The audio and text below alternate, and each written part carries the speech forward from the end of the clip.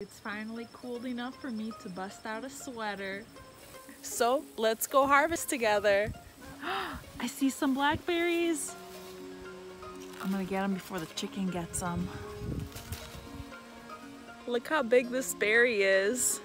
The husband is out on an errand.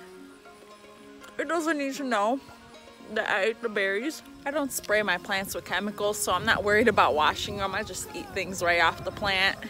I usually let my garden go at this time of the year, so I'm letting the tomatoes do its thing. Oof, that one doesn't look good. Girls want a tomato?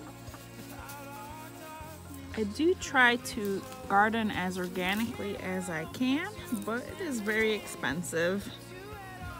I make sure to avoid pesticides, and if there is an organic option, I will go with it if it's not too pricey. I'm content that about 80% of my garden is organic, especially the plant food and the compost.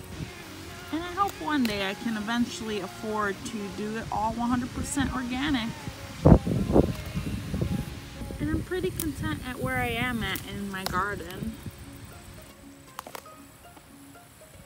So you do what you can afford and don't let other people shame you for that.